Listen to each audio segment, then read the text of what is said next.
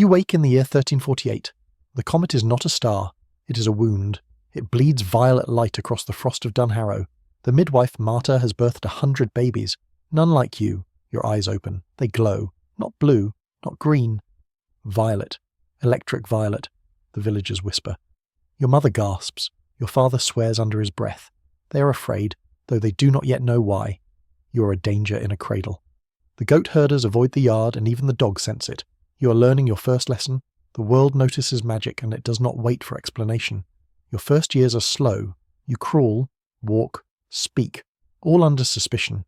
Every flicker of heat in your hands, every accidental levitation of a cup or a bowl is a small riot. You learn to hide it. At 3, you already understand that survival is about patience, observation, and pretending. By age 7, the local priest has decided to test you. He brings you candles, holy water, and the smell of incense thick enough to choke. Blessed are those who resist temptation, he intones. You resist nothing. You barely understand the words. A flick of your hand, one spark, and the priest screams. You learn another lesson. Authority cannot survive magic untested. At 12, the tower takes notice. You are summoned, not invited, summoned. You are measured, poked, prodded. They look at your hands, your eyes, your spine. You are given robes that smell faintly of mildew and old parchment, and a wand that feels like a stick made for someone else. The Archmage does not speak to you. He watches. Silence is his welcome. The tower is enormous, a labyrinth of stone and shadow. Corridors stretch farther than you can see, lit by lanterns that float unaided in the air. You spend your first days cleaning. Floors, staircases, hallways. The mop is stubborn. The stone is stubborn. Magic refuses your command. You learn that magic is temperamental, cruel, and unpredictable. You watch the other apprentices. Some are elegant, bending fire or levitating feathers as though born to it. You are not one of them. Your first successful charm is a minor flicker that vanishes in a puff of smoke, leaving you embarrassed and wondering why you tried at all. You learn humility, the slow, grinding kind that tastes like ash. Meals are thin gruel and bread so stale it could chip a tooth. You do not complain. Complaining is noticed. Complaining is punished. You eat quietly, counting the days until your hands learn the movements of spells better than your feet know the stairs. Night in the tower is worse. Shadows creep along the walls, stretching into corners where rats and perhaps worse creatures skitter. You study by candlelight, poring over books that smell of dust, mildew, and despair. You learn herbs that can kill, charms that fail more often than they succeed, and illusions that make the bravest apprentice cry. You are learning survival, not mastery. Your first real spell is a disaster, a charm to light a candle. The flame sputters, catches the tablecloth, and dies.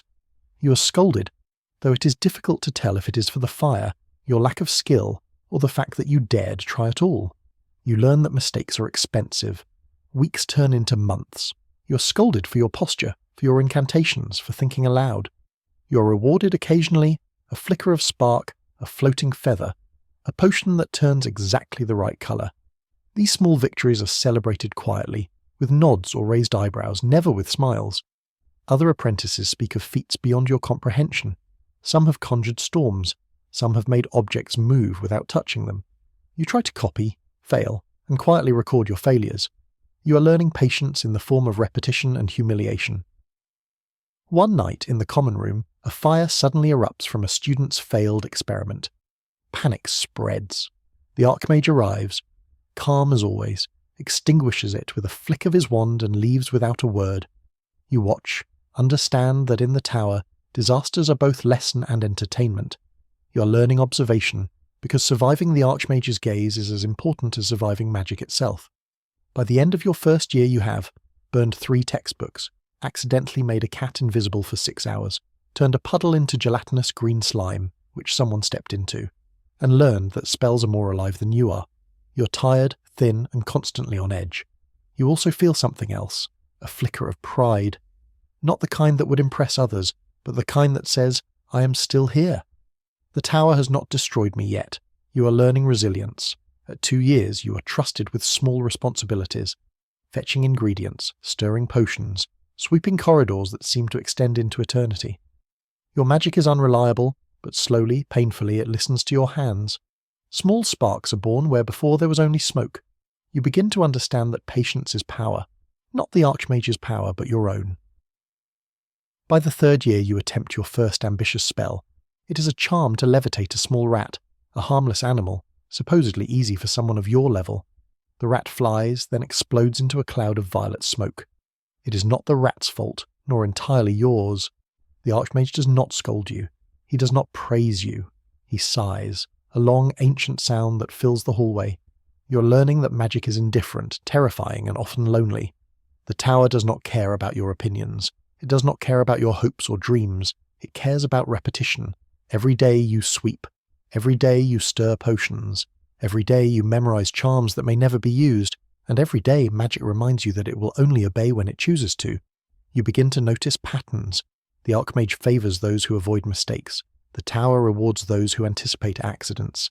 And you are learning to survive the punishment of inevitability. One day you spill a vial of powdered dragon root. It reacts violently with the cleaning solution, producing a fog that smells faintly of rot. A classmate coughs, gags, and stumbles into a shelf of heavy books. One falls, it nearly crushes you. The Archmage does not intervene. You are learning situational awareness, which, in this place, is a survival skill. Friendship is complicated. You attempt it once, with a boy named Roldin. He is taller, more skilled, and endlessly smug. You admire him in secret and despise him openly. One afternoon he demonstrates a charm that turns water into flame. You try to copy it, fail, and end up with a fire that eats a corner of the rug. You learn that envy is dangerous, but curiosity is fatal.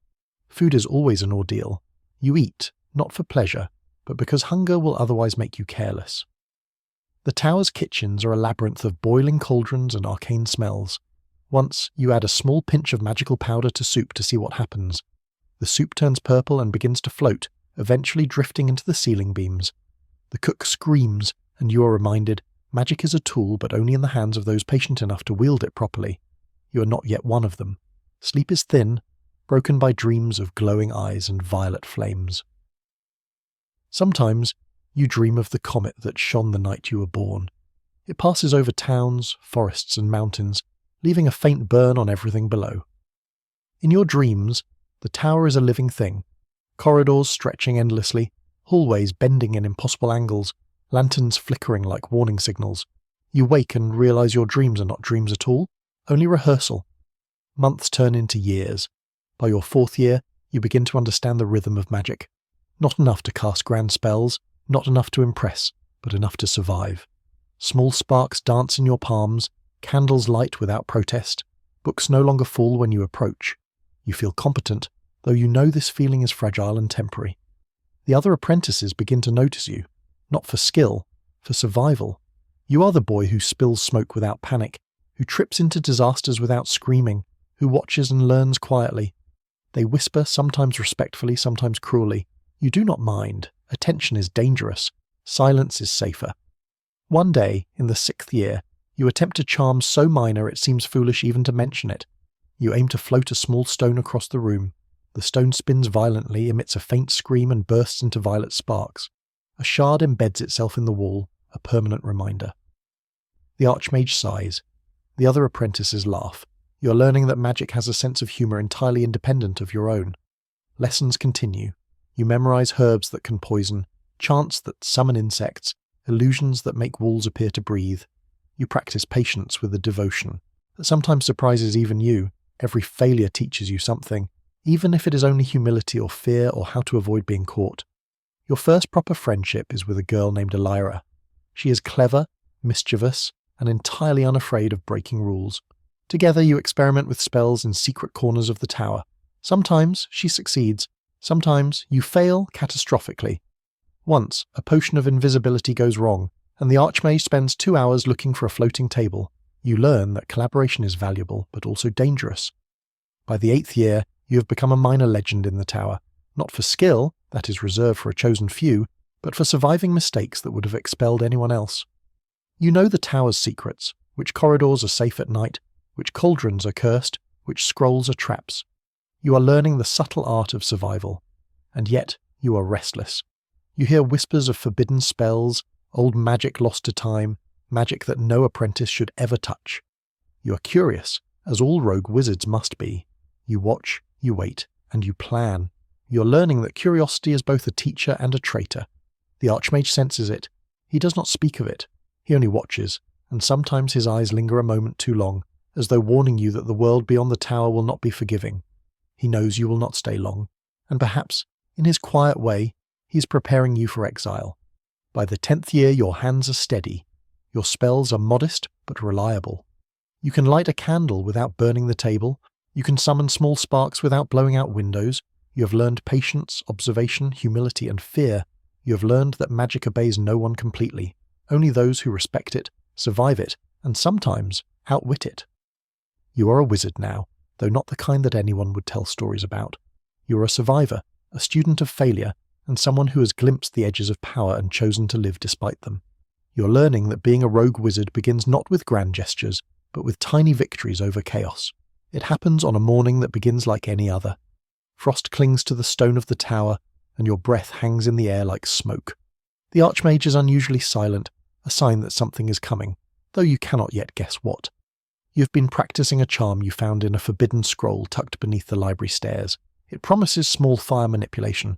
Nothing dangerous, the scroll insists. You know better, but curiosity has become a companion too persistent to ignore. You set the ingredients on the table: powdered moonstone, a vial of distilled nightshade, and a drop of your own blood, because the scroll demands it. You whisper the incantation, careful to mimic the gestures exactly. The powder swirls, the vial glows, the air hums. You think you have succeeded. Then the stone bursts into violet flame, leaps from the table and sets the curtains ablaze. Panic is unnecessary. The tower thrives on chaos. You try to extinguish it. Spells backfire. A mop levitates, thrashing wildly. Smoke fills the hallway. Students scream. You're certain this is the end, not of you but of your reputation, and perhaps of some unlucky apprentice nearby. The Archmage arrives. He does not shout. He does not run. He simply stands and watches. In his gaze you feel centuries of disappointment, curiosity, and inevitability. The fire dies as mysteriously as it appeared. No one is hurt, but the damage is severe. You're reminded that magic is never forgiving, and the tower even less so. Afterward, the Council of Elders convenes. You're summoned to their chamber, which smells of ink, dust, and authority. They speak in low tones, as if whispering spells themselves.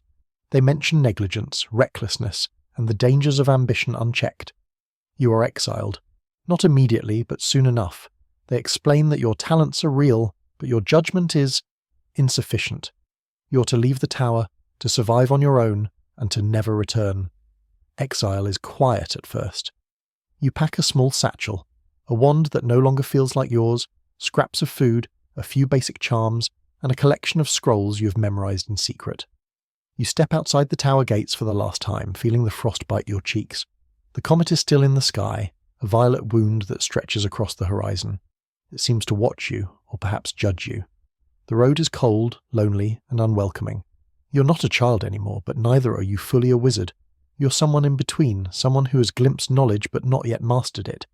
Villages pass, people stare. You're careful to hide your eyes, your hands, and the faint violet glow that sometimes escapes in your sleep. You are learning subtlety, patience, and the art of invisibility. By night you camp in forests. Wolves watch from the shadows. Owls call from ancient trees. You practice spells quietly, testing your limits. Sometimes they work, sometimes they explode. You have learned to expect the unexpected. You have learned to survive. Food is scarce. You eat what you can find: roots, small game, berries. Occasionally you trade minor charms with travellers, earning coin or bread. You're learning that the world outside the tower is not generous. It does not teach. It punishes. You're learning to be careful, cunning, and a little cruel when necessary. Days blur into weeks. You pass through towns with markets that smell of sweat, smoke, and fermented ale. You witness cruelty and poverty, feasts and famine, sickness and laughter. You learn about human nature, not the lofty ideals taught in the tower, but the reality. People fear what they cannot control and they envy what they cannot possess. You are both. By the end of your first year in exile, you have lost a small pouch of coins to a pickpocket, accidentally turned a bucket of water into jelly, met a wandering apothecary who tried to recruit you for dubious purposes, learned to vanish from the eyes of hunters and peasants alike. And yet, in all this, you feel the thrill of freedom. The tower is gone behind you, but its lessons linger. Every failure, every accident, every burned scroll has made you sharper, quieter, and more observant. You're not yet powerful, but you're learning the essential skill: survival. Sometimes, When you camp beneath the stars, the comet above still burns violet. You think of Marta, the midwife, and the village that whispered about you. You think of the Archmage, whose patience ran out just when yours began. You realize that exile is not punishment, but initiation. You are being forged in the wilderness, in cold and hunger and uncertainty. You're becoming a wizard the tower could never produce. The final lesson of this year, and perhaps of your entire youth, is simple. Power is meaningless without discretion. Magic is meaningless without caution. And life, above all, is meaningless without the ability to survive disasters that were never meant to touch you. Disasters that, in all honesty, you may have brought upon yourself. You are a rogue wizard. You are alive. And for the first time you understand that both facts are remarkable in their own way. You're walking through the outskirts of a village you will never call home. The roads are mud and frost, rutted by carts and hoofprints. Every step reminds you that you are not a child anymore, but neither are you fully a wizard. You're in between, a shadow in a world that does not understand you. You remember the scroll from the tower, the one you were never supposed to touch. You touch it now with fingers that tremble slightly, not from fear, but from anticipation. The words on the parchment shimmer faintly in candlelight. You know that if the villagers saw you reading it, you would either be burned as a witch or chased with pitchforks. You are learning discretion. You set up a small circle in the barn of an abandoned house. Straw smells like dust and decay. You draw the runes carefully, repeating the incantation you memorized in secret. You feel a thrill, the kind that has no name in the tower, only consequences. The spell begins quietly, a spark at first, nothing more than a flicker in the air. Then it grows, a violet glow that curls like smoke and whispers like wind. You have done this once in the tower, but now, without supervision, without protection, it feels alive, too alive. The barn shakes, straw ignites, the spell wrenches itself free of your control like a wild animal. You try to contain it, you fail. The fire spreads to the walls. One corner collapses. You're thrown backward. The comet of your birth flashes in your mind's eye. You're learning quickly that magic outside the tower is crueler, louder, and far less forgiving. When the blaze dies, mostly by accident and luck, you survey the damage. Half the barn is ruined. The rest smells faintly of violet smoke. You are unscathed, but only just. You realize something important. Power is meaningless without control, and curiosity can be fatal. The villagers do not notice you, not yet. You are careful, blending into the shadows, scraping soot from your hands, muttering excuses to yourself that no one hears. You are learning subtlety. In the weeks that follow, you practice in secret. Streams, forests, and empty barns become your classrooms. You discover minor enchantments that let you purify water, levitate small objects, and even coax plants to grow slightly faster. Each small success feels miraculous, a reminder that you're still alive, still learning, still dangerous. You also discover limits. Fire consumes, water drowns, air betrays, earth resists. Every spell comes with cost. Every mistake leaves a mark, sometimes visible, sometimes invisible. You learn to measure ambition, to weigh curiosity against survival. You are learning patience in a way that the tower never taught you. You begin to travel. Villages, forests, hills, and rivers stretch out endlessly. Each day brings minor encounters. A thief who underestimates your reflexes, a soldier who questions your motives, a merchant who smells fear and demands coin. You trade small charms for food. You barter illusions for shelter. You're learning negotiation, deception, and the art of being unnoticed in plain sight. And still, the scroll calls to you. You hide it beneath your cloak, under your bedroll, in a hollow tree. You study it at night. Sometimes you dream of its spells, their words dancing in your sleep. The comet of your birth haunts you still, a reminder that you are chosen, cursed, or perhaps both. You meet others along the road, not allies, not friends, but occasional reflections of yourself. A travelling apothecary who sells poisons smiles knowingly when you barter. A small band of mercenaries teaches you that loyalty is rare and betrayal is constant. You're learning the world beyond the tower is not a classroom, it is survival. By the end of the first year in exile, you have learned that power without restraint is dangerous, that humans fear what they cannot control, that patience and discretion are more valuable than flashy spells, and that you are far from safe, far from powerful, and yet entirely yourself. You are a rogue wizard. You are alive, and every day you inch closer to the day when the world will notice you, not as a child of the tower, not as a survivor, but as someone who wields magic on your own terms. You travel farther than you imagined possible, along roads that twist through frozen forests, past abandoned villages, and over hills that look like they were carved by giants with bad taste. You are learning geography the hard way, by avoiding patrols, traps, and villagers who suspect you of witchcraft. Sometimes, you camp beside rivers. The water is cold enough to steal breath. You dip your hands in, performing minor charms to purify it.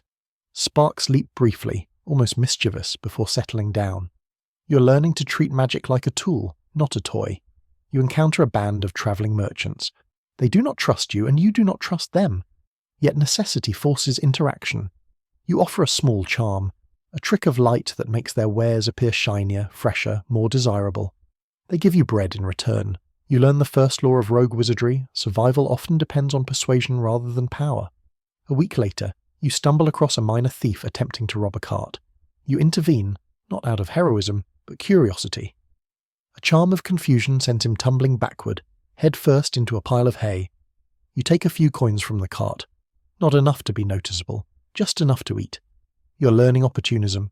Your nights are long, wolves howl in the distance, owls watch silently. You practice spells in secret, testing limits, noting failures, and recording everything in a small journal you carry everywhere. Your magic begins to feel alive, reactive, temperamental, sometimes obedient, sometimes entirely independent. You're learning caution. Occasionally you hear whispers of others like you, rogue wizards who vanished from their towers, who walk in shadows, who strike bargains with witches, warlocks, and mercenaries. The world is vast, dangerous, and inhabited by people who do not care if you live or die. You are learning humility. You meet a wandering apothecary named Corvin, who sells potions and herbs from a cart pulled by a tired donkey. He recognizes the faint glow in your eyes. He does not ask questions.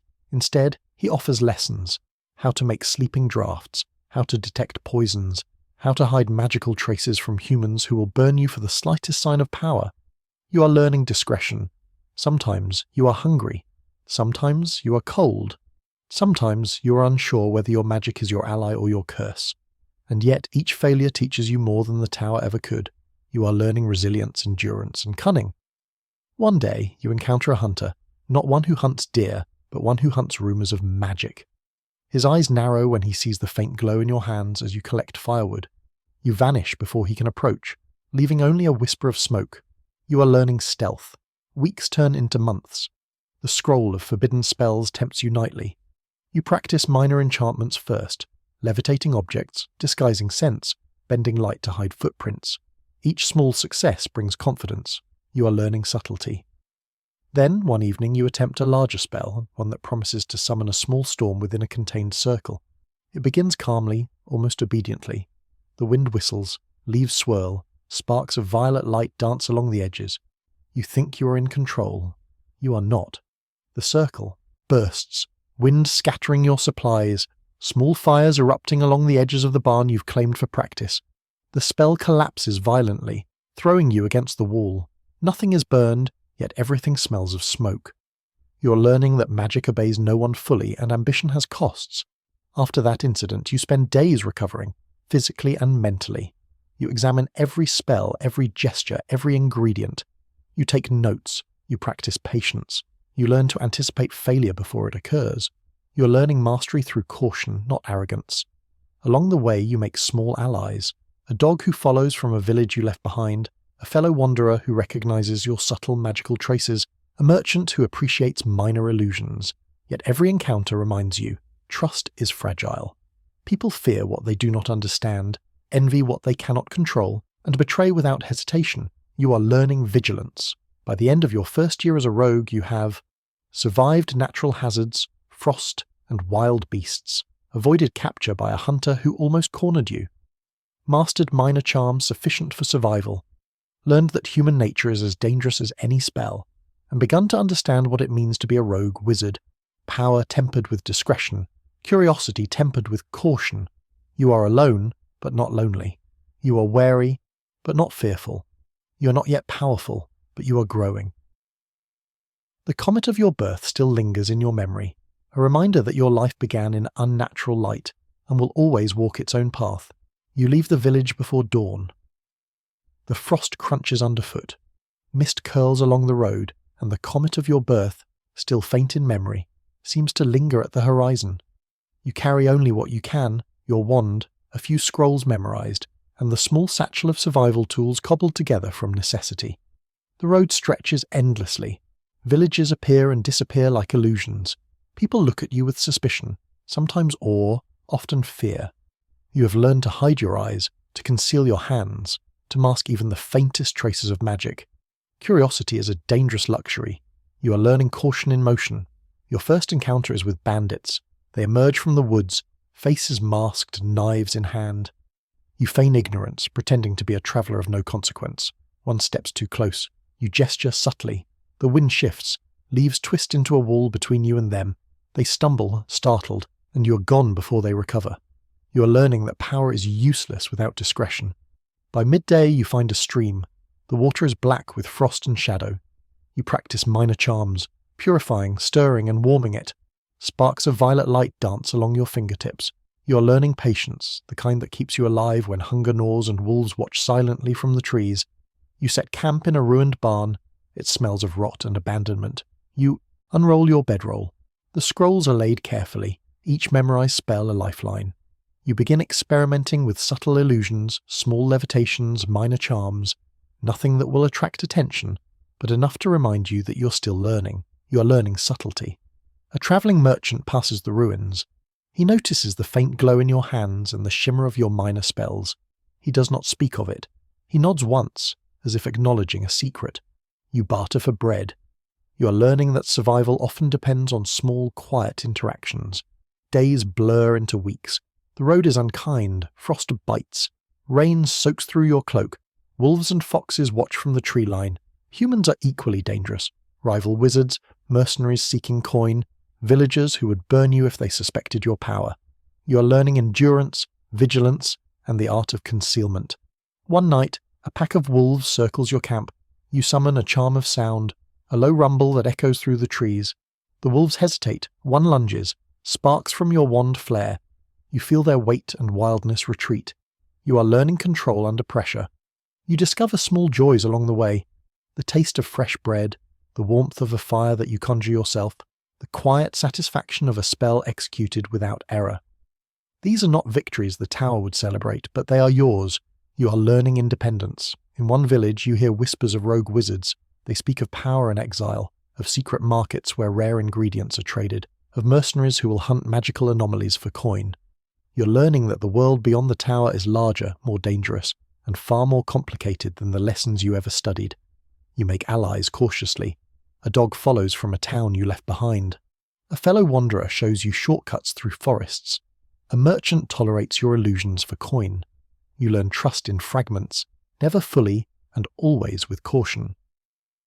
By the end of the first year of wandering, you have learned how to travel without drawing attention, how to manipulate minor elements for survival, how to avoid humans who are as dangerous as beasts, that magic is both a tool and a hazard, and that you are becoming something the tower could not produce, a rogue wizard, entirely your own. Weeks on the road teach you a lesson the tower never could. The world is indifferent. Rivers freeze in winter, wolves hunt without remorse, and humans are unpredictable. You are learning that survival depends on reading the environment, reading people, and reading yourself. A small village offers temporary shelter. You are careful. The innkeeper eyes you suspiciously, noting the faint violet glow in your eyes, the subtle sparks that escape when you stir your soup. You smile politely. You are learning diplomacy through inaction. Night falls. A pair of mercenaries enters the inn. They are searching for someone like you, though no, one else in the village notices. You slip to the shadows, practicing a minor charm of invisibility. It works. One of the mercenaries glances at you, sees nothing, and moves on. You are learning stealth and timing. The road continues. Each day brings minor challenges, crossing swollen rivers, avoiding patrols, hunting small game. Your magic becomes practical, disciplined. You levitate buckets of water, mend torn clothes with subtle charms, and warm fires without drawing attention. Each success is quiet but vital. You are learning that control is more valuable than showmanship. You encounter a bandit camp. 5 men, rough and cruel, fire in the woods. You watch. You wait. One night, using illusions and minor fire spells, you redirect their campfire to spook their horses. Chaos erupts. You take a small bag of coin from their tents and vanish into the night. You are learning opportunism and precision. A travelling apothecary shows you herbs that can heal minor wounds and ingredients for sleeping draughts. You barter small charms for knowledge. He warns you of witch hunters who are beginning to notice rogue wizards. You are learning foresight. Anticipation before danger strikes is often more useful than reaction after it arrives. A wolf stalks you one evening. You hear it in the underbrush, feel its presence in the silence of the forest. A charm of sound and light confuses it. Sparks dance along the path. The wolf retreats. You're learning control and improvisation. In towns, people whisper about travellers with strange eyes. Merchants, guards, and villagers glance at you with suspicion. You adapt, concealing magic traces, modifying gestures, practicing subtle illusions to appear ordinary. You're learning subtlety and patience in social survival. By the second year of wandering, you have learned how to travel unnoticed, how to manipulate minor elements for survival, how to anticipate danger from both humans and beasts, that trust must be measured, given sparingly and rarely in full, that magic is both an ally and a liability. Occasionally, you encounter other rogue wizards, not friends but rivals, some helpful, some dangerous. You trade secrets, exchange herbs, and avoid confrontation. Each encounter sharpens your skills, tests your patience, and reminds you that the world beyond the tower is as perilous as it is vast. One night, beneath a sky streaked with stars, you reflect on your journey. The comet of your birth, now only a memory, burns faintly in your imagination. You think of the tower, of your exile, of the scrolls you carry. You realize something essential. The tower trained you to survive, but the road teaches you to live. You are stronger than when you left the tower, though still inexperienced, still imperfect. Every failure has been a lesson. Every encounter has honed you.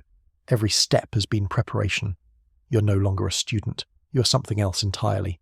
You arrive at a village that smells of smoke, sweat, and manure. The frost is receding, leaving mud that clings to your boots. Villagers glance at you with suspicion, though they are too busy surviving to question strangers for long. You are learning observation, the patterns of daily life, the routines of the people, the subtle signals of danger and opportunity. You settle near the edge of the village, under a half-collapsed shed. From this vantage you watch the children play, the merchants barter, the soldiers patrol. You notice habits you would never have learned in the tower. The way the blacksmith wipes sweat from his brow, how the baker hides scraps for the children, which families are careful with coins, and which are careless. You're learning human nature in its purest, most practical form. Food is scarce. You gather roots, scavenge scraps, and trade small charms for bread or dried meat. You learn the art of subtle magic, a charm to make bread taste fresher, a minor illusion to distract a dog, a flicker of light to convince a merchant you are someone unremarkable. You are learning discretion through necessity. The villagers gossip, of course. They whisper of strange lights seen near the woods, of a boy with unusual eyes passing through at night. You do not deny it, but you do not confirm it either. Silence is often more effective than explanation. You are learning diplomacy without words. A small group of children befriends you, though cautiously. They are fearless, unaware of the danger of curiosity. You play minor games of magic with them, sparks that dance like fireflies, levitating pebbles, illusions of small animals. They giggle, not knowing they are learning from someone who survived the tower in exile. You're reminded that power is a teacher even when hidden. The village is not without danger. Bandits move along the roads. Soldiers demand taxes, sometimes violently. A drunken mercenary threatens the market one morning, swinging a sword at anyone who challenges him. You remain calm. A minor charm distracts him. A subtle illusion exaggerates the sound of approaching reinforcements. Chaos erupts. No one notices your hand in it. You are learning subtle control. You begin to observe patterns of work and scarcity. The blacksmith hammers iron with relentless rhythm. The miller pushes grain through wooden wheels, and the baker kneads dough with a devotion that borders on ritual. You realize that the common folk are powerful in a way you were never taught. Endurance, routine, and necessity. You are learning humility. You also begin to notice weakness. Some villagers hoard food, some cheat, some steal. You use minor charms to maintain balance. A loaf of bread appears larger. A spilled bucket of water magically redirects. A door creaks when it should be silent. You are learning that influence can be subtle, and power need not always be visible. Nights are quiet, but not safe. Wolves stalk the outskirts. Travellers move cautiously. You practice spells silently, ensuring they cannot be detected. Occasionally you catch glimpses of rival wizards moving through forests, their intentions unknown. You are learning vigilance, By the end of the first season in the village, you have learned the patterns of common folk, practiced subtle magic without drawing attention, survived threats from humans and animals alike, observed both the strength and fragility of ordinary life, begun to understand that survival requires not just magic, but intelligence, subtlety, and patience. The villagers begin to accept you, though cautiously. You learn when to speak and when to remain silent, when to act and when to hide. You observe social hierarchies, who obeys whom, who hoards power, who relies on force, and who survives through cunning. You are learning diplomacy, patience, and subtle influence. Food remains a constant concern. You trade minor illusions to make loaves appear larger, to disguise spoiled vegetables, or to impress a merchant enough to gain credit. The tricks are small, but each success reinforces your survival. You are learning that power is often most useful when invisible. One day, a petty thief attempts to steal from a stall you notice before anyone else. A subtle charm of distraction sends the thief stumbling into a cart, breaking the wheel. The villagers laugh, blame the accident on luck, and you walk away unnoticed. You are learning that cleverness, not force, often wins encounters. A travelling apothecary teaches you more subtle magic, disguising scents, small charms to influence perception, and minor defensive wards. You practice nightly, hidden in barns or under trees. Each success is private, but the lessons are permanent. You are learning self-reliance. The village is not peaceful. Soldiers patrol roads, bandits lurk, and rival wizards sometimes move in shadows, testing boundaries. You observe silently, learning their patterns, noting weaknesses, recording every detail. Knowledge is power. Observation is survival. You're learning that caution is a skill equal to magic itself. Occasionally, you use your magic for small cons. A minor charm makes a cart appear heavier. A spell creates a faint noise to startle a guard. A flicker of light shifts attention. No one notices your involvement. You acquire food, coin, or information. You're learning that rogue wizards survive not by brute force, but by subtle manipulation. Children follow you cautiously, unaware of your power. You teach them small illusions, sparks that dance like fireflies, minor tricks that amuse without danger. They laugh, oblivious to the fact they are learning from someone who survived the tower and exile. You are reminded that even small acts of magic shape the world, if quietly applied. By night, you practice spells, refine techniques, and record observations. You measure wind, temperature, animal behavior, and human activity. Magic is no longer raw power. It is a tool, refined by patience and subtlety. You are learning mastery through observation, discipline, and discretion. Months pass. You begin to understand human weaknesses: greed, fear, envy, and ambition. You use them quietly, manipulating outcomes without detection. You barter illusions for food, charm merchants for coin, and avoid conflict by predicting it. You are learning cunning. You witness injustice: a soldier striking a peasant, a merchant cheating a customer, a neighbour stealing another's food.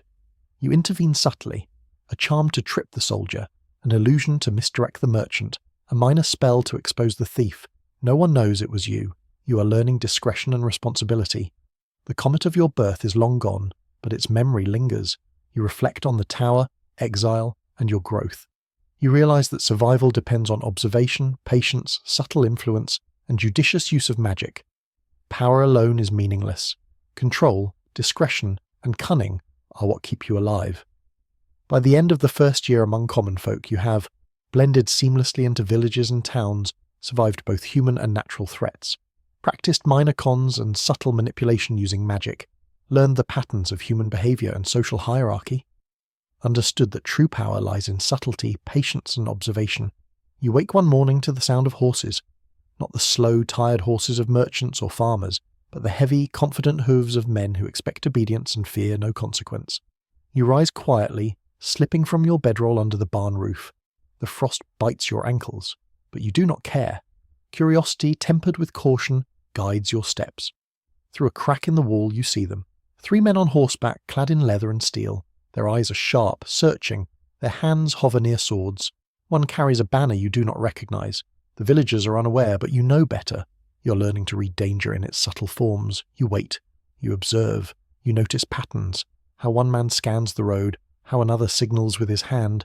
How the third watches the forest. You are learning strategy. The men dismount. Their boots clack against frozen earth. They speak in low tones, words you do not understand fully, yet you understand intent. Hunting. You are the prey, You are learning fear. You retreat silently. A charm of silence muffles your footsteps. A flicker of light behind a tree distracts them. They pause, glance around, and move on. You are learning that magic is best applied subtly, not flamboyantly. Weeks pass. Encounters increase. Another band of mercenaries, this time working for a minor lord, notices the glow in your eyes. You vanish into the woods, leaving only a faint trail of sparks. You are learning evasion. You also encounter rival wizards. One attempts a minor spell to coerce you into a bargain. You counter with misdirection and illusions, pretending to be a simple traveller. The rival leaves, irritated. You are learning deception. One evening a witch hunter arrives. He is methodical, patient, and relentless. You hide in the shadows, watching him question villagers. He senses nothing, though the air around you hums faintly with magic. You are learning discretion under scrutiny. Survival is not just about magic. You begin to notice human patterns, when soldiers eat, when merchants count coins, when villagers close doors and hide. You move accordingly, striking bargains, gathering food, avoiding confrontation. You are learning timing. A wolf stalks you on a foggy night. You do not panic. A small charm redirects its path. You notice its behaviour, learn its patterns. You are learning control over fear, over reaction, over chaos.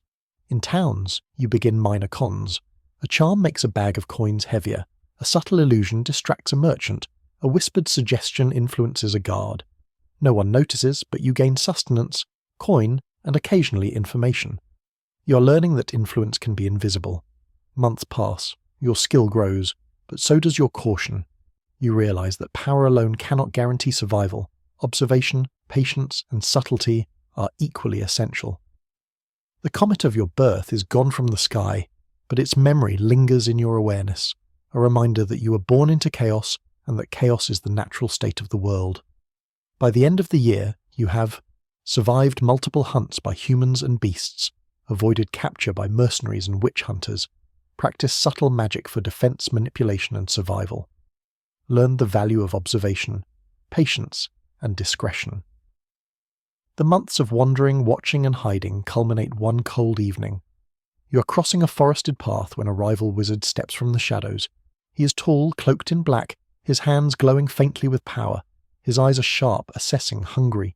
You are learning threat recognition. "Thought you could hide," he says, voice low, mocking. You do not respond. Words are weapons you cannot afford. Instead, you gesture subtly, stirring leaves into illusions, bending light to conceal your movement. Sparks of violet magic dance along your fingers, barely noticeable. You are learning that intimidation can be subtle. The wizard strikes. A jet of fire arcs toward you. You dive, evading with a minor charm of levitation. The ground shakes beneath the impact. Trees shiver. You are learning agility, timing, and the necessity of quick thinking.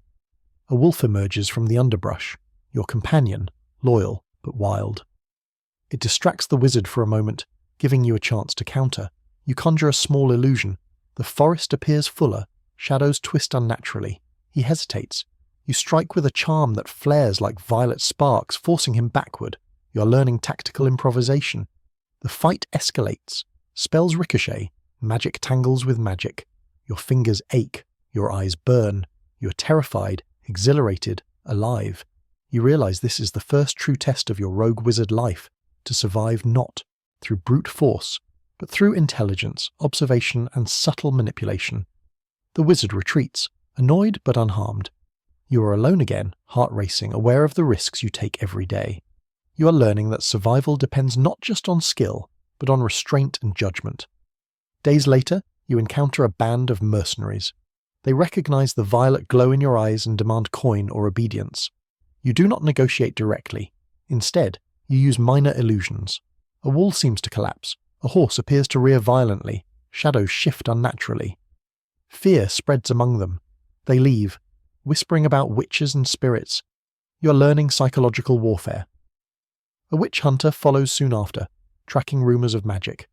You remain cautious, hiding during daylight, moving silently at night. A charm of silence muffles footsteps. Minor illusions mask your trail.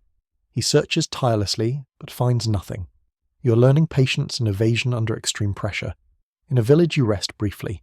You observe human behavior in detail. Who hoards food, who cheats, who fears authority, who bends the law. You manipulate minor events subtly. Coins fall, doors creak, whispers spread. You gain information, food, and occasional shelter. You are learning influence without exposure. A wolf stalks you one foggy night. Its presence is familiar, yet wild. You direct it subtly, a charm here, a gesture there, ensuring it does not interfere with your survival. You are learning control over the unpredictable. By the end of the year, you have survived multiple life-or-death magical encounters, avoided capture by mercenaries, rival wizards, and witch hunters, mastered subtle magic for manipulation, defense, and evasion, learned patience, observation, and cunning as equally essential to survival as spellcraft. You've been wandering for years now. Your skills have sharpened, your magic honed, and your caution refined. You've learned to survive, but survival is no longer enough. You crave something more tangible: power, knowledge, a talisman that might tilt the world in your favour. The target is a small estate at the edge of a river. Rumours speak of a wizard who lives there, hoarding a crystal of violet light, potent, dangerous, and unguarded, if one is careful. You have observed the estate for days, noting guards' shifts, the creak of doors, the movement of servants, and the faint magical wards around the perimeter. You are learning reconnaissance. At night, under a thin crescent moon, you approach. The frost crunches underfoot. You whisper a charm of silence, masking your presence. The first ward reacts, a shimmer of violet energy, but you counter with a minor spell, bending it just enough to appear as nothing. You are learning magical precision. Inside, the estate smells of wax, parchment, and dust. Portraits stare from walls, as if judging your intrusion. Candles flicker. Shadows stretch unnaturally. You move silently, levitating. Objects where necessary, creating illusions to misdirect any guard or servant. You are learning subtlety in motion. The crystal glows faintly on a pedestal surrounded by minor wards. You kneel, inspecting each barrier. One is pressure sensitive, another reacts to light. You smile faintly. Years of careful practice, years of observation, and now a challenge worthy of your abilities. You are learning patience in application. You begin with small charms, testing each ward. Sparks of violet light flare and die. Shadows twist, lights flicker, and you advance. One misstep, one spark too bright, and the estate could be alerted. You are learning control under extreme pressure. Finally, you reach the pedestal.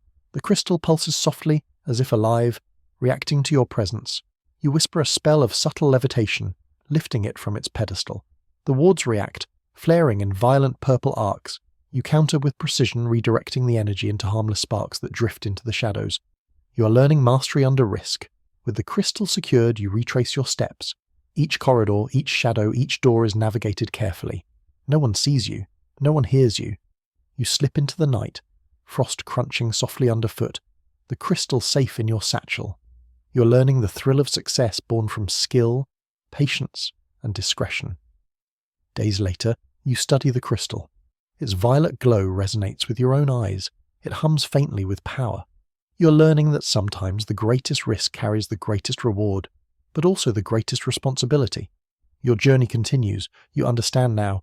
A rogue wizard survives not by luck, not by brute force, but by observation, patience, cunning, and subtle mastery of magic.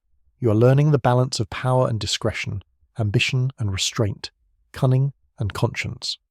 By the end of this heist, you have successfully infiltrated a magically guarded estate, acquired a powerful artifact without detection, mastered subtle spells and illusions under extreme pressure, reinforced your rogue wizard skills, observation, patience, cunning, and discretion.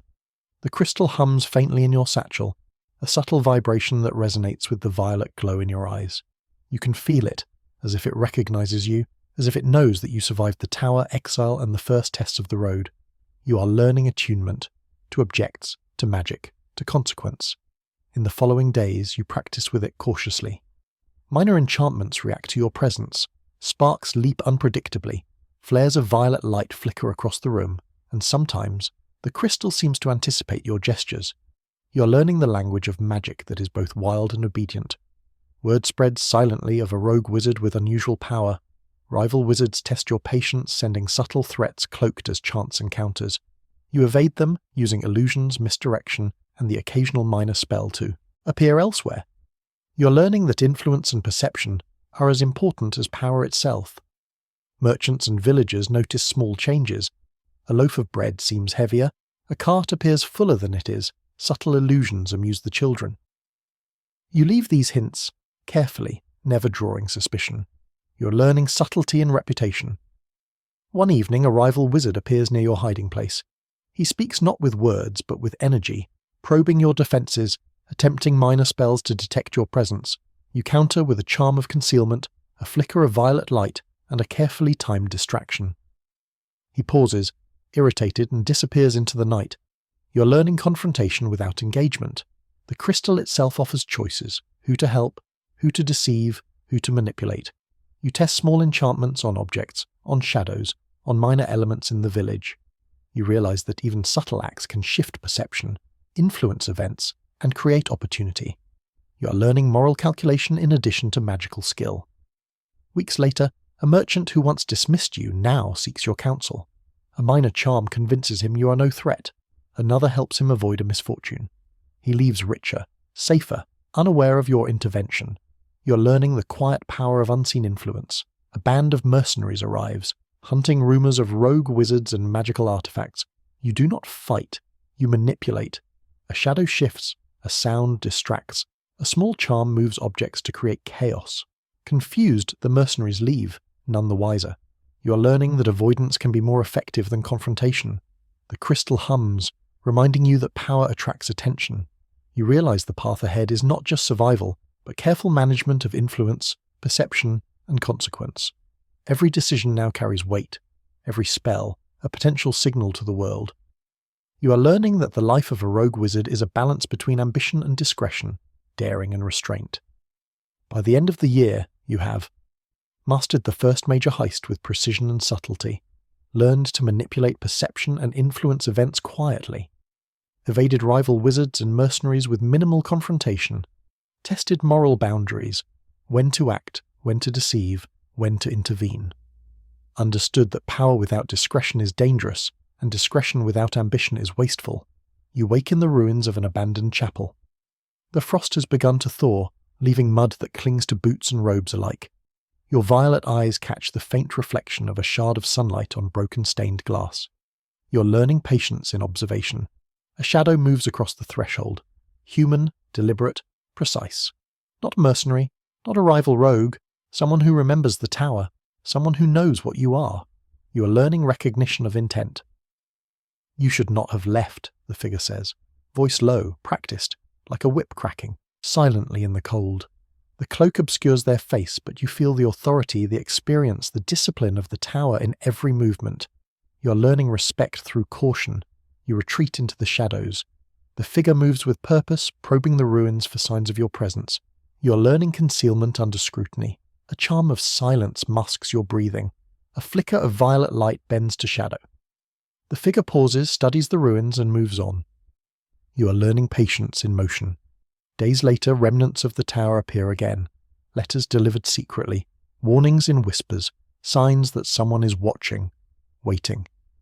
You feel the old pull of the tower, the lessons it instilled, and the authority it once wielded over you.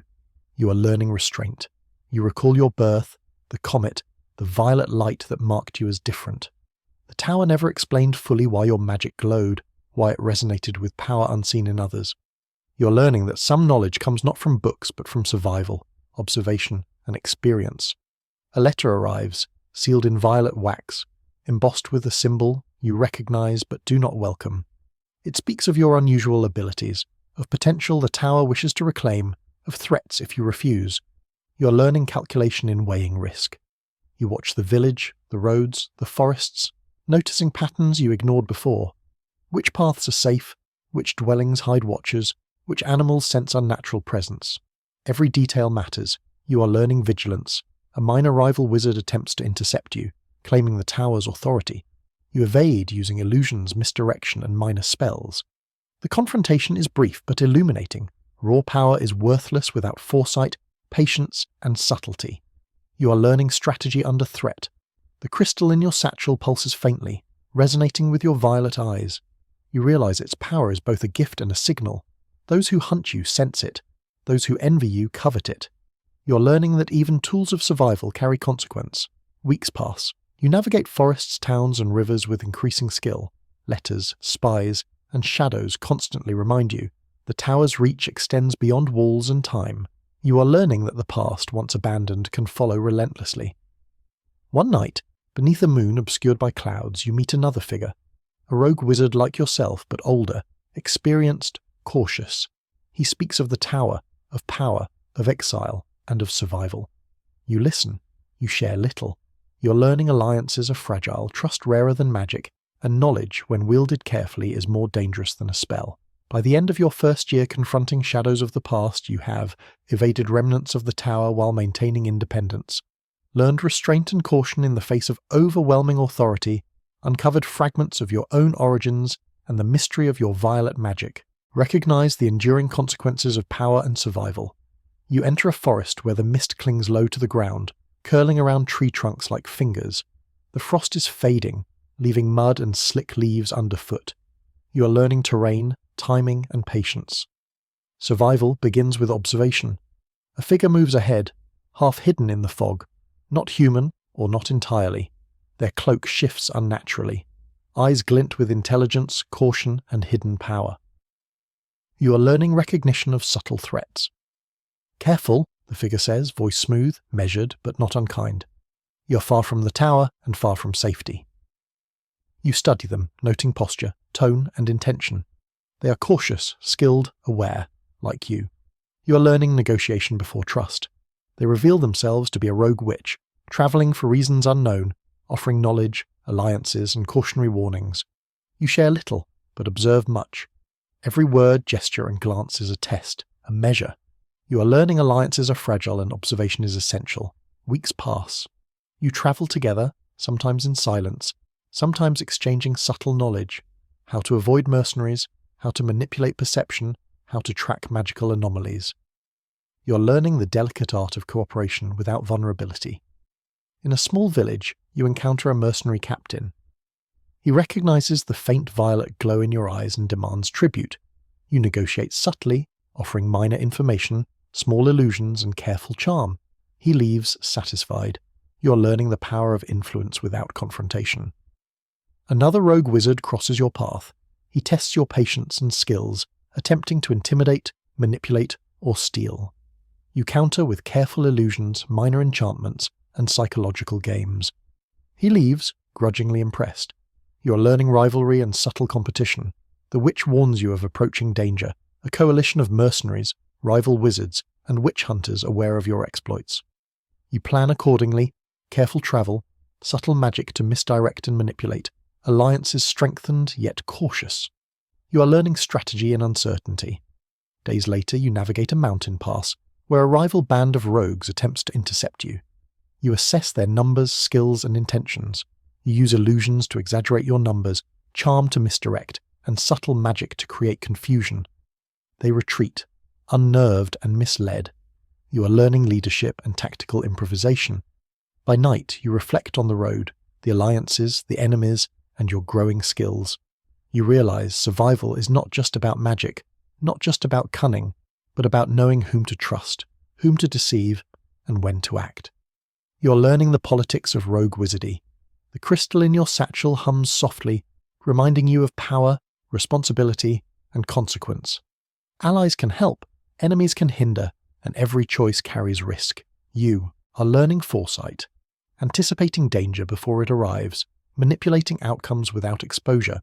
By the end of your first year among allies and enemies, you have formed tentative alliances with rogues, witches, and mercenaries, negotiated survival without revealing your full power, manipulated perception to avoid confrontation and gain advantage.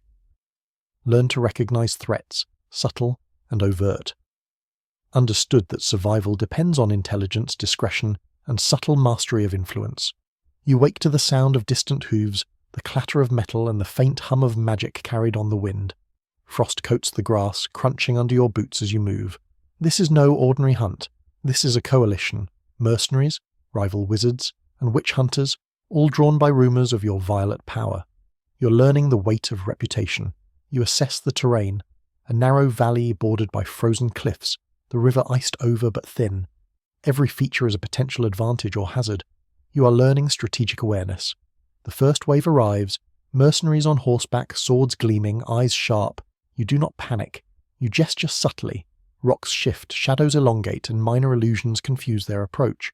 One stumbles, another draws his sword only to find the ground seemingly move beneath him. You are learning control under pressure. A rival wizard appears atop a ridge, fire and shadow flickering across his hands. He hurls spells meant to intimidate and harm. You counter with precise illusions, redirecting energy, misdirecting perception. Sparks flare, trees shiver, and frost shatters beneath the force. You are learning rapid adaptation. Witch hunters advance, chanting wards meant to detect magic. You move silently, slipping between shadows, using minor enchantments to mask presence. They pass by, unaware. You are learning stealth under scrutiny. The battle escalates, spells clash, steel meets frost, illusions dance with reality. Your wolf companion moves alongside you, diverting attention, creating chaos. You weave through the fray, using every skill learned: observation, cunning, subtle magic, and precise timing. You're learning mastery in practice. At the height of confrontation, a rival wizard corners you. He believes brute force will end it. You smile faintly, lifting a shard of ice into the air. It hovers, shimmering with violet light. With a subtle gesture, it explodes into sparks, blinding him briefly. You vanish into shadow. You're learning that imagination is as potent as magic. Hours pass. The valley is littered with illusions, minor wounds, and chaos. By dawn, the coalition retreats, frustrated and wary. You remain, frost on your cloak, violet eyes gleaming, alive and victorious. You are learning the cost of survival and the value of careful planning. The aftermath is quiet but revealing. Mercenaries speak of a wizard unseen everywhere and nowhere. Rivals curse the wind. Witch hunters write notes, warnings, and calculations. You smile privately. Influence can be invisible and survival often silent. You are learning the subtlety of reputation.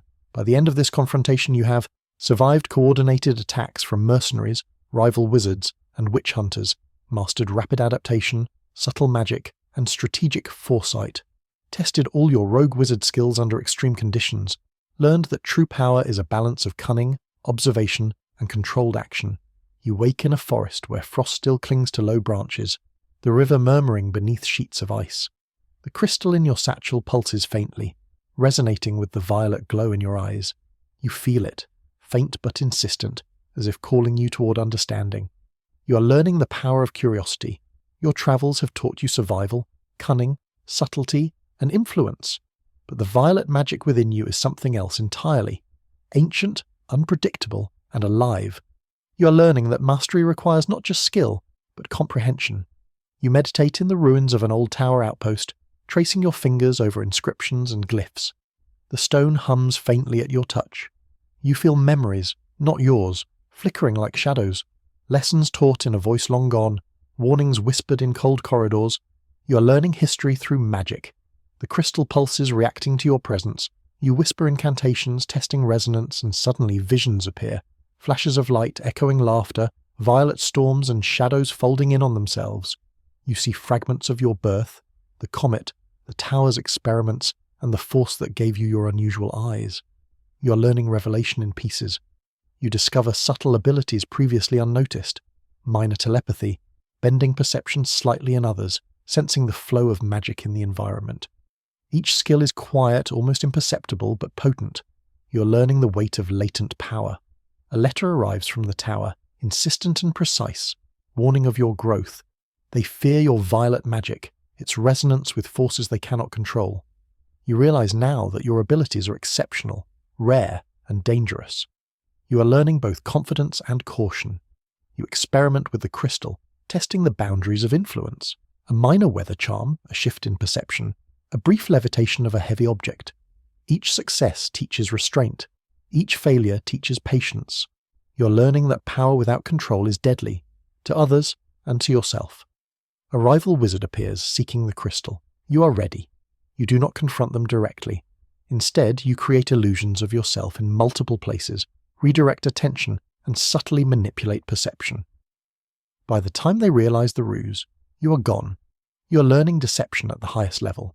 Through study, meditation, and cautious experimentation, you begin to understand the source of your violet magic, a rare convergence of elemental force, celestial alignment, and ancient enchantment. The tower sought to control it, suppress it, and harness it. They feared not only the power itself, but your ability to wield it freely. You are learning why freedom is as dangerous as power. By the end of your exploration, you have discovered the origin and nature of your violet magic, learned latent abilities that expand your influence and control, understood why the tower feared your power and independence, recognized that mastery requires patience, restraint, and subtlety. You move through the dawn-lit forest, frost melting into mud, shadows stretching long and thin. Every step, every sound, every whisper of wind carries information. You notice how the leaves tremble, how birds shift uneasily, and how distant figures move along roads. You're learning to read the world like a spellbook. In the first village you pass, you leave subtle hints of your presence. A loaf of bread appears heavier, a shadow moves unnaturally, whispers of a wizard's intervention circulate among villagers. None know it was you. You are learning the invisible threads of influence. A merchant, previously indifferent, seeks you out, offering information in exchange for minor charms. You accept, carefully selecting what to reveal and what to withhold. Every conversation is a negotiation, every detail a tool. You are learning diplomacy through subtle manipulation. In a forest clearing, you encounter a band of rogues, not allies, not enemies, but potential pawns. You observe patterns of speech, gesture, and reaction. You place minor illusions, small charms, and subtle suggestions shaping perception without exposure. By nightfall, the band moves according to your influence, believing it their own choice. You're learning the art of control without force. The crystal pulses faintly, resonating with your violet eyes. You sense a current of magical energy in the region, hidden, subtle, waiting to be manipulated. You trace it, marking safe routes, potential threats, and locations of interest. You are learning reconnaissance at the highest level. A rival wizard attempts a minor ambush along a mountain path. You counter with illusions, decoys, and minor enchantments, forcing them to retreat into shadows. You leave behind a trail of confusion, ensuring they will hesitate to follow again. You are learning strategy under uncertainty. Months pass. The web you weave stretches over villages, forests, roads, and rivers. Allies, merchants, rogues, and occasional mercenaries respond to subtle cues. Favors given, information spread, minor magical influence applied carefully. You manipulate events without revealing your presence. You are learning the scope of subtle power. By winter, rumors of a rogue wizard with violet eyes circulate widely. Some fear, some admire, some seek your aid. You choose carefully whom to help, whom to deceive, and whom to ignore. Each action carries consequence. You are learning the responsibility of influence. By the end of this year in the web of shadows you have expanded influence across towns, forests, and trade routes, manipulated allies and enemies with subtle magic and clever perception, laid groundwork for future conflicts, opportunities, and advantages. Tested your cunning, diplomacy, and foresight on a larger scale. You wake to an uneasy silence. The wind stirs, but it carries no birdsong, no laughter, no mundane sounds of life. The frost is thick on the ground, sharp underfoot, biting at exposed skin. You know instinctively that change is near. You're learning anticipation. Rival wizards move closer, scouting, probing, testing boundaries. Mercenaries patrol roads with sharper eyes, searching for signs of magic. The tower's influence creeps subtly, in letters, whispers, and shadows. You sense it all. Currents of power and intent threading through villages and forests. You're learning perception as armor. You meet allies in hidden glades and abandoned barns. Some are rogues, some are witches, some are mercenaries disillusioned with authority. Each offers knowledge, skill, and insight, but also potential betrayal. You negotiate carefully, offering minor charms and selective information to cement trust without vulnerability. You are learning diplomacy under pressure. The crystal hums faintly, resonating with violet energy in your eyes. It is not just a tool, it is a warning, a guide, and a reminder that your power marks you. You test it cautiously, practicing subtle manipulations of light, shadow, and perception. You're learning restraint alongside capability. Rumors circulate. A coalition of rivals, mercenaries, and tower agents is forming. Their aim is unclear, but the intent is unmistakable: to confront, capture, or eliminate you. You trace patterns, study movements, anticipate strategies. You're learning foresight in preparation. A small village becomes a staging ground. You subtly manipulate events, minor illusions, whispered suggestions, carefully placed charm objects. The villagers act as if by their own volition, yet every outcome is guided by your hand. You are learning influence on a larger scale. Training is relentless. You refine spells, test subtle wards, Practice illusions that move and distract, anticipate multiple attackers, and coordinate with allies. Every exercise is a rehearsal for confrontation. You're learning mastery through preparation. Night falls. The first signs of the storm arrive. Distant torchlight, murmurs of movement, subtle tremors in the forest. You position allies, deploy subtle charms, and create illusions to mask true positions. The world is becoming a chessboard, and you are both player and unseen strategist. You are learning tactical orchestration. By the end of this year, the storm has gathered fully. Rival wizards and mercenaries have consolidated efforts against you. The tower's shadow stretches farther than before. Your network of allies and influence spans towns, forests, and trade routes. Your mastery of subtle magic, observation, and manipulation has reached new heights. Every choice, every action, and every spell prepares you for a confrontation that may define your rogue wizard career. You wake to the smell of smoke and frostbitten earth. Torchlight flickers across the forest, revealing shadows moving with intent. This is not rumor, this is reality. The coalition has arrived. Rival wizards, mercenaries, and tower agents, each believing that tonight they will end you. You're learning to greet danger with patience. You assess the battlefield. Narrow valleys, twisted trees, frozen river, scattered rocks. Every feature is a potential advantage or trap. You position allies with care, the witch on the ridge, the rogue mercenaries in the thicket, and your wolf companion on the flank. Every movement is deliberate. You're learning strategy as instinct. The first wave comes, mercenaries with steel, shields, and determination. You unleash subtle illusions, shadows that move independently, trees that seem to shift, frost that glints like a trap. They hesitate, unsure of reality. You are learning psychological warfare on a grand scale. Rival wizards hurl spells with precision and intent. Fire, shadow, frost, and arcane energy clash in the night. You counter with illusions, redirection, and subtle manipulations, allowing attacks to miss, redirecting force into harmless directions. You are learning adaptation under extreme pressure. The tower's agents advance, chanting wards, flares of light tracing through the darkness. You slip between shadows, using minor enchantments to misdirect, confuse, and manipulate perception. They pass by, uncertain of what is real and what is your doing. You are learning control over fear and perception. Your allies act with precision. The witch conjures temporary barriers and diversions. Mercenaries use minor illusions to create openings, and your wolf strikes with uncanny timing. Every participant operates under your subtle influence. You are learning orchestration of events without revealing your hand. Hours pass. The forest is alive with magic, steel, and strategy. You weave through it all, balancing offense, defense, misdirection, and manipulation. The crystal pulses resonating with your violet eyes, amplifying subtle effects without exposure. You're learning the synergy of power and subtlety. At the climax, a rival wizard attempts to corner you, calling upon every ounce of power and knowledge. You smile faintly. Minor illusions split into multiple forms, shadows twist, and a sudden flare of violet sparks blinds him. You vanish, strike from behind, and leave him disoriented. You're learning that intelligence can overcome raw power. By dawn, the forest is quiet except for faint smoke and frost cracking under boots. The coalition has retreated, frustrated and wary. The tower's agents withdraw, but not defeated, only cautious. You remain, alive, victorious, and more aware of your capabilities than ever. You are learning that true mastery is subtle, calculated, and patient. By the end of this battle, you have survived a coordinated assault from multiple rival factions, orchestrated allies and resources with precision, demonstrated mastery of subtle magic, perception, and strategy. Reinforced your rogue wizard status as both dangerous and cunning. You wake to the soft light of dawn spilling across frost-laden fields. The world is quiet, almost expectant. The battles, the heists, the shadows, and the storms all have brought you here. You feel it in your violet eyes, in the pulse of the crystal, and in the subtle hum of magic in the air. You are learning reflection. Allies gather cautiously, their eyes bright with respect and uncertainty. They know you have survived where others would have perished. They know your subtle magic shaped the outcomes of conflicts, wars of perception, and storms of chaos.